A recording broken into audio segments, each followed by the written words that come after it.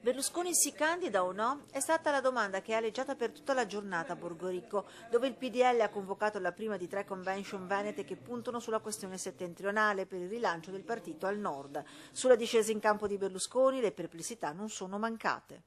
Per uno che ha la notorietà di Silvio Berlusconi e che gode della fiducia di cui lui gode nel Paese non è un tema centrale. Di certo noi correremo per vincere le prossime elezioni politiche, anche perché siamo confortati dal fatto che le ricette economiche della sinistra in questo momento di crisi non ci sembrano davvero quelle adeguate all'Italia. Sul fatto che si ricandidi alla Presidenza del Consiglio sono obiettivamente perplesso, perché proprio ascoltando la gente sento anche che su questo ci sono molte ragioni di perplessità. Bisogna che sia Berlusconi a dire definitivamente che è d'accordo per la ricandidatura, quindi credo che ci sia molta attesa.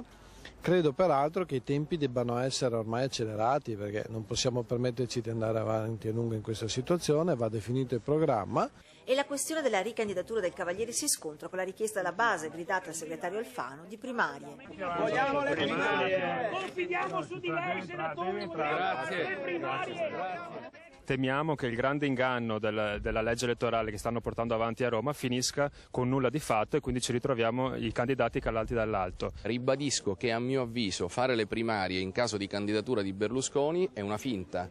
Il nord e le sue istanze, la locomotiva imbrigliata dalla burocrazia, sono state al centro della giornata, un nord al quale Alfano ha voluto rispondere, con lui anche gli ex ministri veneti Brunetta e Sacconi. Riteniamo che da qui possa ricominciare lo sviluppo dell'Italia. Io ho proposto questa mattina che le regioni del nord si facciano comunità delle stesse regioni del nord, una comunità che si propone nei confronti del governo autonomamente. Io chiedo a Monti, perché è stato bloccato il federalismo? Bastava solo attuare i decreti.